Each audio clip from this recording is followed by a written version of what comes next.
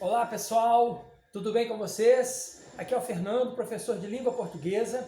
O tema da nossa aula hoje é literatura e espero que vocês estejam gostando dessas aulas, né? Elas estão assim no modo Star Wars, a tela fica meio deitada, né? Espero que vocês estejam conseguindo acompanhar bem, né? E nada melhor para representar uma tela no modo Star Wars do que uma espada. Apesar de não ser um Jedi, né? Mas é a espada que nós temos aqui, ó. Por que a espada hoje? Bom, nós vamos falar de canção de gesta.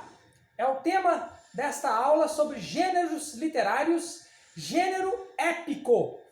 Mais especificamente, a canção de gesta, o gênero épico em versos. Continuando aí o nosso estudo sobre gênero épico em versos. Na aula passada nós vimos sobre a epopeia, nesta aula veremos sobre a canção de gesta. Pois bem, pessoal, aqui eu tenho a capa de uma canção de gesta muito famosa, traduzida pelo Tolkien, que é a canção de gesta chamada Beowulf. Beowulf foi composto tradicionalmente em versos, estrofes, oralmente na Dinamarca viking. E foram os vikings dinamarqueses que trouxeram Beowulf para a Inglaterra. E foi lá que Beowulf foi escrito pela primeira vez em Old English, inglês arcaico ou inglês antigo.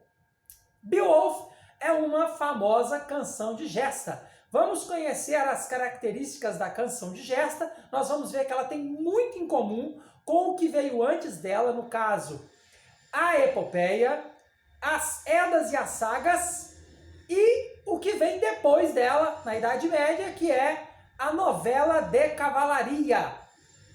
Tranquilo? Então vamos lá.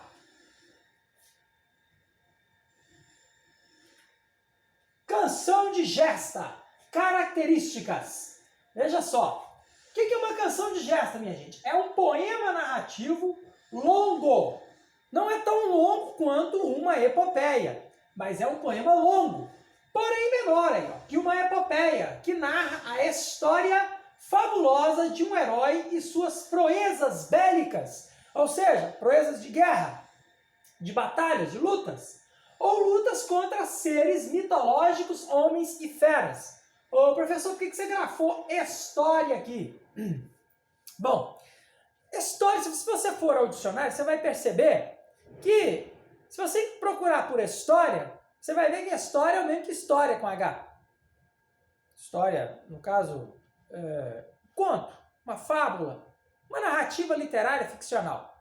Quando a gente grafa história, por exemplo, eu costumo usar a palavra história quando eu quero enfatizar a ideia de que é um conto fabuloso, uma narrativa ficcional, fantástica, fantasia pura, invenção pura do autor. Ok, pessoal? Então eu costumo usar isso dessa forma. Eu aprendi isso com Guimarães Rosa. Tá? Você pega o livro dele lá, Primeiras Histórias, o outro, Estas Histórias, com o objetivo principal mesmo de enfatizar a ficção, a invenção mesmo, a fantasia, a fábula. Tranquilo? Então, olha só, essa aqui é a primeira característica da canção de gesta. Outra coisa importante, presença de mitologia celta. Você não vai ter a mitologia greco-romana propriamente dita mais. Você vai ter a mitologia celta, os celtas eram os nativos da Europa, certo? Mitologia celta, mitologia germana ou nórdica viking, chamada mitologia escandinava. Pode ter alguma coisa da mitologia também eslava, certo? Ok, continuando. O que nós vamos ver mais, minha gente, na canção de gesta? Presença de paganismo e cristianismo, com predominância do primeiro. É interessante o seguinte, que a canção de gesta, ela surge ali na Alta Idade Média, justamente numa época de transição, né, de crenças. Os chamados reis bárbaros, muitos deles eram pagãos. Então a canção de gesta ela surge numa época em que esses reis pagãos lentamente começam a se converter ao cristianismo. É importante saber que o Império Romano, antes da invasão dos bárbaros, já era cristão. Agora, esses povos chamados bárbaros que invadiram o Império Romano, nem todos eles eram cristãos. A maioria eram pagãos, certo? Então, veja bem. Outra coisa importante. Uso frequente e obsessivo de metáforas e linguagem eloquente. Essas metáforas vão chamar isso daí de as kennings. Né? Essas kennings, elas são usadas frequentemente. Dificilmente eles vão dar um nome objetivo, né, de maneira denotativa, no nível denotativo da linguagem, para um objeto. Né? A espada, por exemplo, eles vão usar o termo fazedora de viúvas, né, o escudo pasto das flechas. Então eles usam umas expressões que, na verdade, são representativas de objetos. No caso, que eles usam espada, machado, escudo e por aí vai. Então eles usam com frequência essas metáforas.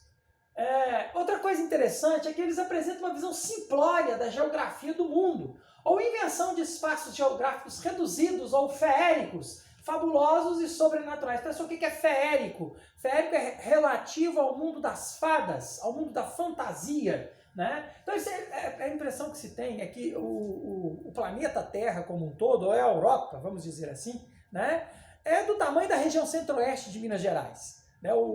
Dá para se atravessar o mundo a cavalo, a pé ou numa embarcação qualquer. Certo? Então, eles tinham uma visão muito, muito resumida da geografia, como se na canção de Gesta o mundo fosse a maquete do mundo. Tá? Então, eles têm uma visão muito reduzida do tamanho desse planeta nosso aqui. Né? E por aí vocês verão que isso lembra muito, né, as histórias de fantasia, história de fadas, contos de fadas, por aí vai. Tem muito a ver com isso. Continuando, valorização. Isso aqui vem da epopeia. Tá? Vocês vão ver isso na epopeia, nas sagas, nas Edas, na novela de cavalaria. Certo? Na canção de Gesta não é diferente.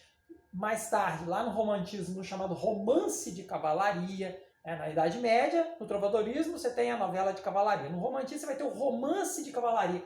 Pois bem, a mesma coisa. Valorização do herói, valorização das armas e do saber usá-las em combate, e do combate desigual e da morte em glória. Gente, vocês vão ver isso até no romance Grande Sertão Veredas, do Guimarães Rosa.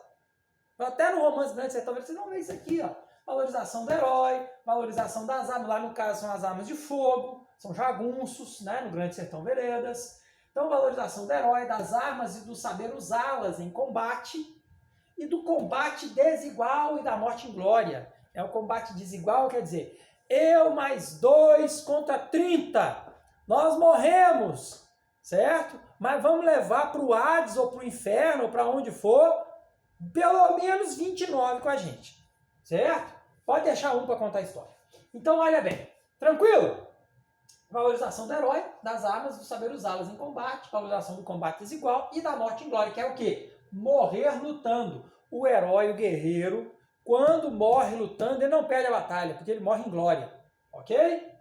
As gestas mais famosas. Quais são as gestas mais famosas? São essas aqui, minha gente, A canção de Alcide, né, de origem ibérica, né, espanhola, lusitana. A canção de Rolando, que é de origem germana. A canção de Beowulf, que é de origem dinamarquesa, viking e britânica também, que afinal de contas ele ficou, essa gesta ficou famosa mesmo, foi quando chegou na Inglaterra, com a invasão dos vikings na Inglaterra, né? E a canção dos Nibelungos, que é de origem germana. Ok, pessoal? Tranquilo? Muito bem, olha, recomendo toda a leitura de todas elas. Beleza? Satisfeitos? Estão gostando do estilo Star Wars? É uma homenagem a Star Wars. Pois é, então a aula hoje vai ser mais curta e espero que vocês curtam essa aula. Tá? Quem não se inscreveu no canal, inscreva-se, dê sempre um like, dá um clique lá no sininho, né? E vamos que vamos. Um abraço a todos, cuidem-se!